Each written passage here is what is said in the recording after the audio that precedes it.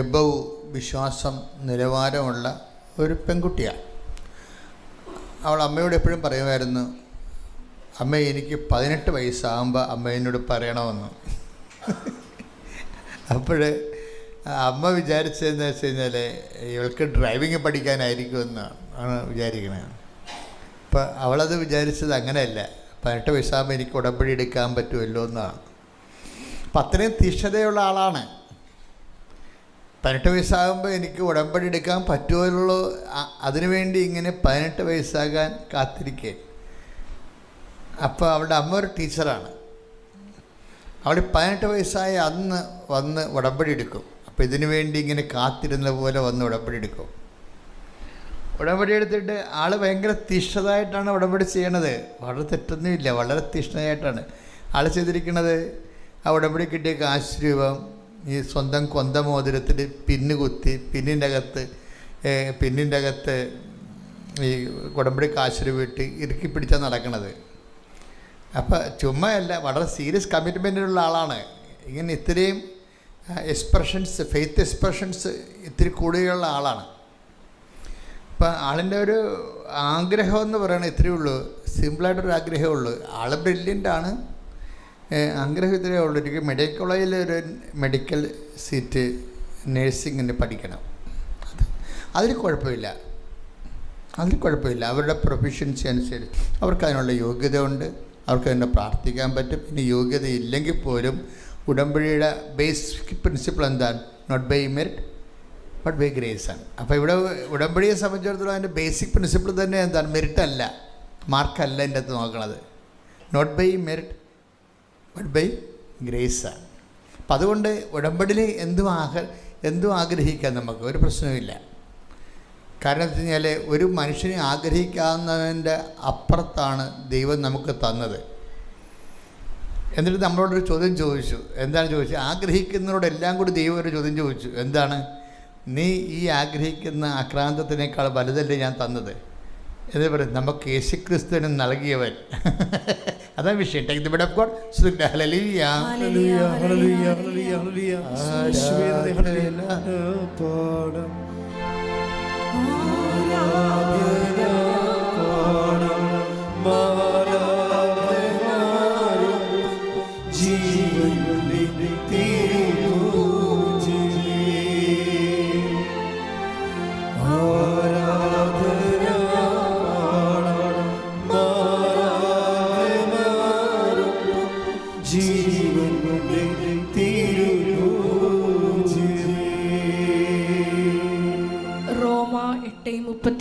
റോമ 8:32 ഏറ്റവും ഇത് ക്യാപിറ്റൽ വേർഡാണ് കേട്ടോ. ഇതൊക്കെ എപ്പോഴും കിച്ചണിലൊക്കെ എഴുതിയിടേണ്ട, ഡ്രോയിങ് റൂമിനും സ്റ്റഡി റൂമിലും എഴുതി വെച്ച് പറ്റിച്ച് വെക്കേണ്ട പടങ്ങളാണ്. എന്താണ് റോമ 8:32? എന്താണ്? പുത്രനെ പോലും ഒഴിവാക്കാതെ, തൻ്റെ പുത്രനെ പോലും ഒഴിവാക്കാതെ നമുക്കെല്ലാവർക്കും, ഒന്ന് പറഞ്ഞ മക്കളെ, തൻ്റെ പുത്രനെ പോലും ഒഴിവാക്കാതെ, തൻ്റെ പുത്രനെ പോലും ഒഴിവാക്കാതെ നമുക്കെല്ലാവർക്കും വേണ്ടി അവനെ ഏൽപ്പിച്ചു തന്നവൻ അവനോട് കൂടെ സമസ്തവും നമുക്ക് ദാനമായി നൽകാതിരിക്കുമോ? അപ്പം അതിൻ്റെ അകത്തൊരു വാക്ക് എന്താണുള്ളത്? സമസ്തവും എന്നുള്ള വാക്കുണ്ട് അല്ലേ? അപ്പം അതിൻ്റെ അകത്ത് ഒരു സമസ്തത്തിൽ എന്താണ് ഈ സമസ്തം വരുന്നത്? എന്തുകൊണ്ടാണ് യേശുക്രിസ്തുവിൻ്റെ കൂടെ ഒരു വ്യക്തിക്ക് സമസ്തവും ചോദിക്കാൻ പറ്റണത്? കാരണം യേശുക്രിസ്തു സമസ്തവും അവൻ്റെ നാമത്തിൻ്റെ കീഴിലാക്കിയത് കൊണ്ടാണ്. അതാണ് നമ്മൾ 1 Corinthians 15:26 വായിച്ച ശ്രുതികട്ടെ. ഹല്ലേലൂയ ആരാധന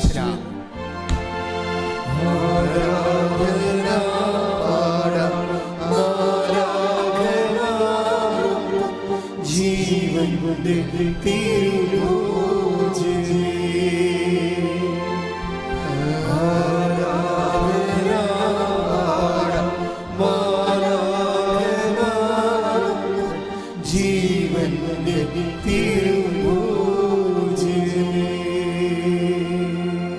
Corinthians 15:26-27 തിരുവചനങ്ങൾ. 1 Corinthians 15:26-27 മരണമെന്ന അവസാന ശത്രുവും നശിപ്പിക്കപ്പെട്ടിരിക്കുന്നു. ദൈവം സമസ്തവും അധീനമാക്കി തന്റെ പാദത്തിൻ കീഴാക്കിയിരിക്കുന്നു. അപ്പൊ ദൈവം സമസ്തവും അവൻ്റെ പാദത്തിൻ്റെ കീഴിലാക്കിയിരിക്കുന്ന കൊണ്ടാണ് എന്താണ് നമുക്ക് യേശുക്രിസ്തു നൽകിയവൻ അവനോടുകൂടെ സമസ്തവും നമുക്ക് നൽകുകയില്ല എന്ന്. അപ്പോൾ ഓൾമോസ്റ്റ് നമ്മൾ ഉടമ്പടി വെക്കുന്ന എന്ത് വിഷയവും ഈ ഭൂമിയിൽ ഒരു മനുഷ്യൻ സർവൈവ് ചെയ്യാൻ, ഈ ഭൂമിയിലും വരാനിരിക്കുന്ന ജീവിതത്തിലും ഒരു മനുഷ്യൻ നിലനിൽപ്പിന് വേണ്ടി ചോദിക്കുന്ന എല്ലാ കാര്യങ്ങളും യേശുക്രിസ്തുവിൽ അതേ എന്ന് തന്നെയാണ്. അതാണ് സകല വാഗ്ദാനങ്ങളും യേശുക്രിസ്തുവിൽ യേസാണെന്ന് പറയുന്നത്. ശ്രുതികട hallelujah. Take the word of God. Hallelujah hallelujah hallelujah hallelujah. യേശുവേ നന്ദി. Hallelujah hallelujah.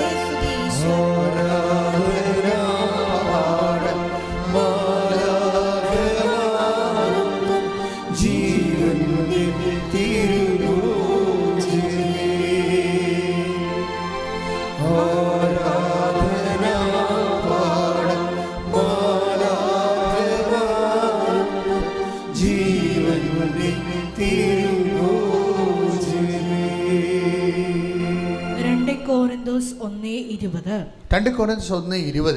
ദൈവത്തിന്റെ സകല വാഗ്ദാനങ്ങളും ക്രിസ്തുവിൽ അതേ എന്ന് തന്നെ. അതുകൊണ്ട് തന്നെയാണ് ദൈവമഹത്വത്തിന് അവൻ വഴി ഞങ്ങൾ ആമേൻ പറയുന്നത്. ഈ വചനങ്ങളെല്ലാം ഒരേ പ്രമേയമാണ് കൈകാര്യം ചെയ്യുന്നത്. എന്താണ്? യേശുക്രിസ്തുവിലെ നമ്മൾക്ക് ദൈവത്തോട് ഈ ജീവിതത്തിനും വരാനിരിക്കുന്ന ജീവിതത്തിനും നിലനിൽപ്പിനാവശ്യമായ എല്ലാ കാര്യവും ക്രിസ്തുവിൽ ദൈവം അടക്കിയിട്ടുണ്ട്. ഈ ക്രിസ്തുവിലാണ് നമ്മൾ വിശ്വസിക്കുന്നത്. അതാണ് വിഷയം. പക്ഷെ നമ്മൾ നിർഭാഗ്യവശാൽ എന്താ ചെയ്യണത്? നമ്മൾ വിഷയത്തിലാണ് വിശ്വാസം കണക്ട് ചെയ്തിരിക്കുന്നത്. അതിൻ്റെ വിഷയത്തിന് എന്തെങ്കിലും സംഭവിച്ചാൽ നമ്മുടെ വിശ്വാസത്തിന് എന്തെങ്കിലും സംഭവിക്കും. ഇത് നമ്മൾ റിക്കവർ ചെയ്യേണ്ട ഒരു അപകട മേഖലയാണ്. എന്താണ്? നമ്മൾ ഒരിക്കലും വിഷയത്തെ വിശ്വാസമായിട്ട് കണക്ട് ചെയ്യരുത്. കാര്യം എന്താണ്? വിഷയം ഓരോ മണിക്കൂറിലും ഓരോ വിഷയങ്ങളാണ്. ഇതിൻ്റെ കൂടെയൊക്കെ നമ്മൾ വിശ്വാസം കെട്ടിയിട്ട് കഴിഞ്ഞാൽ ഏത് സമയത്തും വിശ്വാസം ഡാമേജ് ആകാം. മനസ്സിലായില്ലേ? മനസ്സിലായില്ലേ? അപ്പോൾ എപ്പോഴും നമ്മൾ ശ്രദ്ധിക്കേണ്ടത് എന്താണ്? നമ്മുടെ വിവാഹം, കല്യാണം, മക്കളുണ്ടാവുന്നത്, ജോലി, പ്രൊമോഷൻ, PR, പ്രോസസ്സിങ്, ഇങ്ങനെ ഒരു വിഷയവുമായിട്ട് വിശ്വാസം നമ്മൾ ഘടിപ്പിക്കരുത്.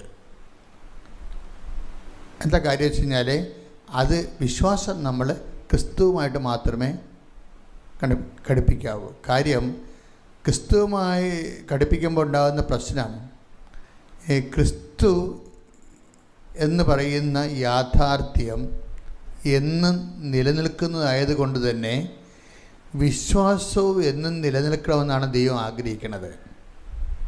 ക്രിസ്തു എന്നും നിലനിൽക്കുന്നു. Take the word of God. ശ്രുതികട hallelujah hallelujah hallelujah hallelujah hallelujah. യേശുവേ നന്ദി. Hallelujah hallelujah.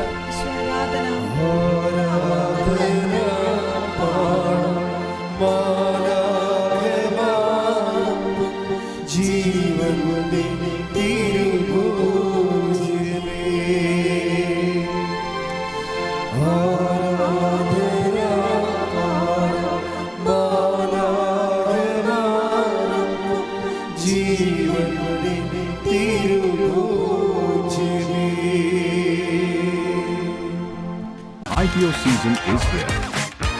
Explore all open and upcoming IPOs on Grow.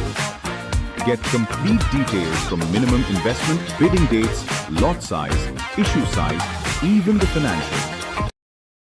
യോഹന്നാൻ 12:34. അപ്പോൾ ജനക്കൂട്ടം അവനോട് ചോദിച്ചു, ക്രിസ്തു എന്നേക്കും നിലനിൽക്കുന്നു എന്നാണല്ലോ നിയമത്തിൽ ഞങ്ങൾ കേട്ടിട്ടുള്ളത്. അപ്പോൾ അതാണ് യാഥാർത്ഥ്യം. കർത്താവിൻ്റെ വചനത്തിലുള്ള വെളിപാട് എന്താണ്? ക്രിസ്തു എന്നും നിലനിൽക്കുന്നു. അപ്പോൾ വിശ്വാസം എന്താണ്? വിശ്വാസം ക്രിസ്തുവുമായി ഘടിപ്പിച്ചിരിക്കുന്ന കാരണം, ക്രിസ്തുവിൽ അധിഷ്ഠിതമായത് കാരണം നമ്മുടെ വിശ്വാസവും എന്നും നിലനിൽക്കണമെന്നാണ് ദൈവം ആഗ്രഹിക്കുന്നത്. അത് വിഷയവുമായി ഘടിപ്പിച്ചു കഴിഞ്ഞാൽ വിഷയം ഫ്ലോപ്പായ വിശ്വാസം ഫ്ലോപ്പാകും. അതുകൊണ്ട് ഈശോ ചോദിച്ചൊരു ചോദ്യം എന്താണ്? എങ്കിലും മനുഷ്യപുത്രൻ വരുമ്പോൾ ഭൂമിയിൽ വിശ്വാസം അവശേഷിക്കുമോ? Take the word of God. ശ്രദ്ധിക്കട്ടെ. Hallelujah, hallelujah, hallelujah, hallelujah, hallelujah. യേശുവേ നന്ദി. Hallelujah, hallelujah, hallelujah, hallelujah, hallelujah. വിശ്വാസം നൽകണമേ നാഥാ, വിശ്വാസം നൽകണമേ, വിശ്വാസം നൽകണമേ നാഥാ, വിശ്വാസം നൽകണമേ. ലൂക്ക 18:8. ലൂക്ക 18:8. എങ്കിലും എങ്കിലും മനുഷ്യപുത്രൻ വരുമ്പോൾ ഭൂമിയിൽ വിശ്വാസം കണ്ടെത്തുമോ? അപ്പോഴേ ഉള്ള വിഷയം എന്ന് വെച്ചാൽ എല്ലാ പീഡനങ്ങൾക്ക് ശേഷമാണ് ഈ മനുഷ്യപുത്രൻ വരണത്. അത് നിങ്ങൾ ഓർക്കരുത് ഈ സെക്കൻഡ് കമ്മിങ്ങിനെ കുറിച്ച് മാത്രമാണ് ഇങ്ങനെ പറയണത്. അങ്ങനെയല്ല. നമ്മുടെ ജീവിതത്തിലും കർത്താവിൻ്റെ വെളിപാടുണ്ടാകുന്നതും ഇടപെടലുണ്ടാകുന്നതും കുറച്ച് പരീക്ഷണങ്ങൾക്ക് ശേഷമായിരിക്കും. അതെപ്പോഴും നമ്മൾ ബോധം ഉണ്ടാകണം നമുക്കതിനെക്കുറിച്ച്. നമ്മുടെ ജീവിതത്തിലും ക്രിസ്തു അനുഭവം നമുക്ക് ഉണ്ടാകുന്നത് കുറച്ച് പരീക്ഷണങ്ങൾക്ക് ശേഷമായിരിക്കും. അപ്പോൾ ഈ പരീക്ഷയ്ക്ക് ശേഷം ക്രിസ്തു വരുമ്പോൾ ക്രിസ്തു നമ്മളിൽ നിന്ന് ഉദ്ദേശിക്കുന്നത് എന്താണ്? ആഗ്രഹിക്കുന്നത് എങ്കിലും മനുഷ്യപുത്രൻ വരുമ്പോൾ എന്താണ്? ഭൂമിയിൽ വിശ്വാസം അവശേഷിക്കുമോ? അതാണ് വിഷയം. അപ്പോൾ അവസാനം അവശേഷിക്കേണ്ടത് നമ്മുടെ ഈ പരീക്ഷണങ്ങൾ രോഗമാകാം, ക്ഷീണമാകാം, സാമ്പത്തിക തകർച്ചയാകാം, എന്തെങ്കിലും നമ്മൾ പ്രാർത്ഥിക്കുന്ന വിഷയങ്ങൾക്ക് യാതൊരു പുരോഗതിയും ഇല്ലാത്ത അവസ്ഥയാകാം. ഈ പരീക്ഷണങ്ങളുടെ എല്ലാ അവസാനം എപ്പോഴായാലും ക്രിസ്തു വരും. പക്ഷേ എപ്പോഴും വരുന്നത് അതൊരു നാഷണൽ ഹൈവേ കൂടിയാണെന്ന് വരണമെന്ന് നിങ്ങൾ വിചാരിക്കരുത്. മിക്കവാറും പഞ്ചായത്ത് റോഡിൽ കൂടിയായിരിക്കും വരണത്. പഞ്ചായത്ത് റോഡിൽ കുണ്ടും കുഴിയും വളവും തെരുവും കാടും യാതൊരു ട്രാഫിക്കും ഇല്ലാത്ത സ്ഥലത്തോട് ഞെരുങ്ങിയൊക്കെ വരും ക്രിസ്തു. ഒരിക്കലും നാഷണൽ ഹൈവേ കൂടി വരുമെന്ന് തോന്നില്ല. കാര്യം പീഡനങ്ങൾക്ക് ശേഷം എന്നാ പറയണത്, പീഡനങ്ങൾക്ക് ശേഷം എന്നാ പറയണത്. അപ്പോഴെപ്പോഴും വിശ്വാസത്തിൻ്റെ വില കൊടുത്തിട്ട് അവിടെ കിട്ടി ബോധിക്കണം. നമ്മൾ ഈ പ്രമാണമൊക്കെ ചെല്ലുമ്പോൾ പ്രമാണത്തിന് മുമ്പ് തഹസിൽദാർ രജിസ്റ്റർ ചെയ്യണ മുമ്പ് കൊടുത്താളിനോട് ചോദിക്കും, പറമ്പ് വാങ്ങിയ ആളിനോട് പറമ്പ് കൊടുത്താളിനോട് ചോദിക്കും, കിട്ടി ബോധിച്ചോ എന്ന് ചോദിക്കും. എന്താണ്? കാശ് നിങ്ങൾക്ക് കിട്ടിയോ? അപ്പോൾ എന്ന് പറഞ്ഞാൽ മാത്രമേ അയാൾ രജിസ്റ്റർ ചെയ്യത്തുള്ളത്. ഇതുപോലെ തന്നെയാണ് വിശ്വാസ ജീവിതത്തിലുള്ള വിഷയം. കിട്ടി ബോധിച്ചോ എന്ന് ചോദിക്കും. എന്താണ്? ഈ വിശ്വാസത്തിന് ക്രിസ്തുവിന് അനുകൂലമായ അത്രയും വില കിട്ടി ബോധിച്ചോ എന്നാണ് ചോദിക്കണത്. അത് പരമപിതാവിൻ്റെ ഒരു ചോദ്യമാണ്. പരമപിതാവാണല്ലേ രജിസ്റ്റർ കച്ചേരി ഇരിക്കണത്. അപ്പോൾ കിട്ടി ബോധിച്ചോ എന്ന് ചോദിക്കും. ഇപ്പോൾ ക്രിസ്തുവിനല്ല എനിക്ക് തരാൻ പോണത്. അതിന് ക്രിസ്തുവിനെ നിങ്ങൾക്ക് നേടാൻ വേണ്ടിയുള്ള സഹനങ്ങളെ കിട്ടി ബോധിച്ചോ എന്ന് ചോദിക്കും. അപ്പോൾ ഈ സംഭവം ഇതിന് പേയ്മെൻറ്റ് നടത്തിയതിന് ശേഷമാണ് ക്രിസ്തുവിന് നമുക്ക് കിട്ടണത്. പലപ്പോഴും ആദ്യകാലങ്ങളൊന്നും കുഴപ്പമില്ല, ജീവിച്ചു പോകാനുള്ള ആദ്യകാലങ്ങളിൽ വലിയ പ്രശ്നങ്ങളൊന്നുമില്ല. പക്ഷേ മുന്നോട്ട് ചെല്ലുന്തോറും നിത്യത വിഷയമാക്കുമ്പോൾ അന്ന് മുതൽ പേയ്മെൻ്റായിട്ട് വരും. നിത്യത ഇതിനകത്ത് ഒരു വിഷയമായി വന്നാൽ അനുദിന ജീവിതത്തിലെ കഞ്ഞിയും കപ്പയും ജോലിയും ഒക്കെ വലിയ പ്രശ്നമില്ലാതെ പോകും. കാര്യം അതൊക്കെ എല്ലാം നമുക്ക് വിശ്വാസം ഉള്ളവർക്കും കിട്ടും, ഇല്ലാത്തവർക്കും കിട്ടും, ഒരു പ്രശ്നവുമില്ല. വിശ്വാസം ഇല്ലാത്തവർക്കും റാങ്ക് കിട്ടണില്ലേ, അവരും ജോലി കിട്ടണില്ലേ. അപ്പം ലോകത്തിലുള്ള ഇടപാട് പരിപാടിയൊക്കെ എല്ലാം എവരിബഡി എല്ലാവർക്കും അത് കിട്ടും. അത് ഞാൻ എപ്പോഴും പറയുന്നതാണ്. സന്താന പുഷ്ടിയുള്ളവരെ പെരുകി ഭൂമിയെ കീഴടക്കാൻ പറഞ്ഞപ്പോൾ ഇതിൻ്റെ അത് ജോലിയും വീടും വിവാഹം കുഞ്ഞുങ്ങളും എല്ലാം ഒരു കംപ്ലീറ്റ് പാക്കേജാണ്. അതിന് വിശ്വാസത്തിൻ്റെ ഒരു ആവശ്യമില്ല. പക്ഷേ ക്രിസ്തുവിലൂടെ നേടിയെത്ത നിത്യരക്ഷയ്ക്ക് നിങ്ങൾ ആ പാഠത്തിലേക്ക് വരുമ്പോൾ പിന്നെ എല്ലാം പേയ്മെൻറ്റ് സീറ്റാണ്. കാര്യം എന്താ? അതെപ്പോഴാണ് എപ്പോഴും ഒരു സഹനം വന്നാൽ അപ്പോൾ ഓർത്തേക്കണം, ഒരു കാര്യമില്ല സഹനം വരൂ, ഒരു കാര്യം ഉണ്ടാകണ്ട. നിങ്ങൾ ഇപ്പം എന്താ വിഷയം? ഇപ്പം നിങ്ങൾ വളരെ വെള്ളം അടിക്കണില്ല, വേറെ ചുറ്റിക്കളികളൊന്നുമില്ല, മര്യാദയ്ക്ക് ജീവിക്കുന്നുണ്ട്, 10 മനുഷ്യനെ കണ്ടാൽ മനുഷ്യർപ്പറ്റ് കാണിക്കുന്നുണ്ട്, ഇല്ലാത്തവനുമായിട്ട് ഉള്ളത് പങ്കുവെക്കുന്നുണ്ട്, അങ്ങനെ വളരെ വെടിപ്പും മേനയോട്ട് ജീവിച്ചാലും പണി 8 കിട്ടുന്ന കാര്യത്തിൽ യാതൊരു സംശയമില്ല. അത് നിങ്ങൾ ക്രിസ്തുവിലേക്ക് വരുമ്പോൾ അറിയണം. അതെന്താ? ക്രിസ്തുവിനെക്കുറിച്ചുള്ള ആദ്യ അറിവ് എന്താ? നിഷ്കളങ്കനായാലും ശരി പണി കിട്ടുമെന്ന് തന്നെ എൻ്റെ അർത്ഥം. അതെന്താ കാര്യം? ഈശോ വല്ല തെറ്റും ചെയ്തിട്ടാണ് ഈ പങ്കപ്പാട് മുഴുവൻ അനുഭവിച്ചത്. അപ്പം തെറ്റ് ചെയ്യാതെ ഒരു പങ്കപ്പാട് വന്നു കഴിഞ്ഞാൽ അതിൻ്റെ പ്രതിഫലം ക്രിസ്തുവാണെന്ന് മനസ്സിലാക്കുന്നതിന് കോമൺ സെൻസ് മതി. ഒരു തെറ്റും ചെയ്യാതെ നിങ്ങൾക്കൊരു പങ്കപ്പാട് കിട്ടിയാൽ അതിൻ്റെ പ്രതിഫലം ക്രിസ്തുവാണെന്ന് മനസ്സിലാക്കണമെങ്കിൽ പരിശുദ്ധാത്മാവ് മാത്രം മതി. അച്ഛൻ പറഞ്ഞ മനസ്സിലായില്ലോ? അതുകൊണ്ട് ഒരിക്കലും ഞാനിങ്ങനെ പ്രാർത്ഥിച്ച് ജീവിച്ചല്ലോ, ഞാൻ പള്ളിയിൽ നിന്ന് മാറാതെ നടന്നല്ലോ, കുഞ്ഞുനാൾ പോലും ഞാൻ ചോദിച്ചതല്ലേ വെള്ളമടിക്കാത്തൊരു ഭർത്താവിനെ തരണമെന്ന്, എന്നിട്ട് ഇവൻ്റെ മൂക്ക് പിടി ഞാൻ മുന്നാഴി കിട്ടുമല്ല, എന്ത് ചതിയാണ് ദൈവം എന്നോട് ചെയ്തത്? You should not ask. നമുക്ക് ദൈവത്തോട് ഒന്നും ചോദിക്കാനുള്ള യാതൊരു പ്രൊവിഷനുമില്ല. എന്താ കാര്യം? നീ നിഷ്കളങ്കമായി ആദ്യമേ ചോദിച്ച ചോദ്യങ്ങളെല്ലാം ശരിയാണ്, അതെല്ലാം ദൈവം വരവിച്ചിരിക്കുന്നു. അതുകൊണ്ട് തന്നെയാണ് ഈ ഒരു ആളെ ഈ അവതാരത്തെ നിനക്ക് തന്നിരിക്കുന്നത്. ഇനി എന്താണ്? ഇത് പേയ്മെൻറ്റ് സീറ്റാണ്. ഇനി ഇയാളെ വെച്ച് ക്രിസ്തുവിനെ നേടാൻ നോക്കണം. നീ ഈ ആളെ വെച്ചാണ് ക്രിസ്തുവിനെ നേടാൻ നോക്കേണ്ടത്. നിങ്ങളൊന്ന് ചിന്തിച്ച് നോക്കി, അമ്മയുടെ പ്രസവം ഈ ദൈവം അനീതി കാണിക്കുന്ന ആളാണെങ്കിൽ തീർച്ചയായിട്ടും ഏറ്റവും കൂടുതൽ അനീതി കാണിച്ചിരിക്കുന്നത് അമ്മയോടാണ്. കാര്യം അപ്പയുടെ തിരുമനസ് പ്രകാരമാണ് പരിശുദ്ധാത്മാവിൽ അമ്മ ഗർഭം ധരിച്ചത്. പക്ഷേ ആ ഒരു പ്രസവത്തിന് പോലും ഒരു ചെറുവിരൽ അപ്പ അനക്കണില്ല. അത് കണ്ടാൽ മതി നമുക്ക് കാര്യങ്ങളെല്ലാം ഒട്ടനെ മനസ്സിലാകും. ചിലർ പറയണത്, ചില ബൈബിൾ പണ്ഡിതന്മാർ പറയണത് അമ്മ വഴിയിലാണ് പ്രസവിച്ചതെന്നാണ് പറയണത്. വഴിയിലാണ് പ്രസവിച്ചത്. കാര്യം എന്താണ്? അപ്പോൾ നമ്മൾ പുൽത്തൊട്ടിലാണ് പ്രസവിച്ചതെന്നാണ് നമ്മൾ പൊതുവെ പറഞ്ഞ് കാലത്തൊഴുത്തി പ്രസവിച്ചതെന്നാണ്. പക്ഷേ എഴുതി വെച്ചിരിക്കണത് എന്താണ്? ആ ശിശുവിനെ പിള്ളക്കച്ചയിൽ പൊതിഞ്ഞ് മറിയം പുൽത്തൊട്ടി കിടത്തിയെന്നാണ്. അപ്പോൾ വഴിയിലെങ്ങാണ്ട് പ്രസവിച്ചിട്ടാണ് കൊണ്ടുവന്ന് വഴിയരികെ കണ്ട പുൽത്തൊട്ടിയിൽ കൊണ്ടുവന്ന് കിടത്തിയത്. അപ്പോൾ ഇതിന് അപ്പായ്ക്ക് എന്തെങ്കിലും തരത്തിലുള്ള സഹായം ചെയ്ത് കൊടുക്കേണ്ടതല്ലേ? അപ്പക്ക് പണ്ട് മുതലുള്ള പരിപാടിയാണ് സഹായം ഒന്നും ചെയ്ത് കൊടുക്കാതെ. കുരിശെ കിടന്ന് നിലവിളിച്ചിട്ട് സഹായം കൊടുത്തില്ലേ, പിന്നെയാണ് നമുക്ക് തരാൻ പോണത്. കുരിശെ കിടന്ന് ഏലോയിൽ ലമ സബദ്ധാനി എന്തുകൊണ്ട് നീ എന്നെ ഉപേക്ഷിച്ചും ചോദിച്ചിട്ട് സഹായം കൊടുത്തില്ല. അപ്പോൾ ഇതിൻ്റെ വിഷയം എന്ന് പറയുന്നത് ഈ കാര്യത്തിൽ ക്രിസ്തുവിനെ സംബന്ധിച്ചുള്ള നല്ല ജ്ഞാനമാണ്. എന്താണ് കാര്യം? ഐ കമൺ മൈ സ്പിരിറ്റ് എന്ന് പറയാൻ, ഞാൻ എൻ്റെ ആത്മാവിനെ സമർപ്പിക്കണമെന്ന് പറയാൻ, ക്രിസ്തുവിനെ സംബന്ധിച്ചിടത്തോളം നിത്യതയെക്കുറിച്ച് ആ നല്ല കള്ളൻ ആ വർത്തമാനങ്ങളൊക്കെ പറയുമ്പോഴേ നല്ല കള്ളനോട് സംസാരിക്കാൻ പറ്റത്തില്ല.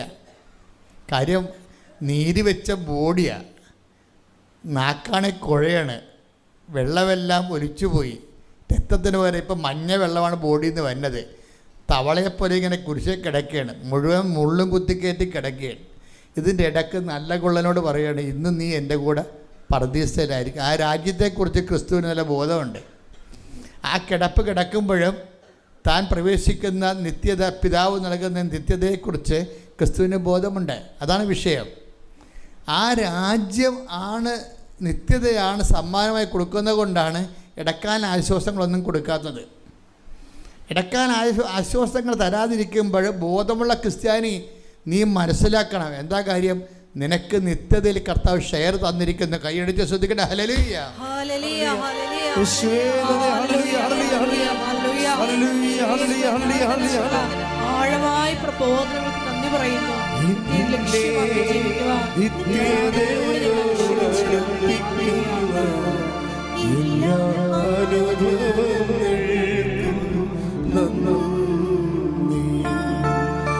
എന്നെ നല്ല ശിഷ്യനാക്കിയിടുന്ന എല്ലാ കുരിശുകൾക്കും എന്നെ നിത്യതയോടടുപ്പിക്കുന്ന എല്ലാ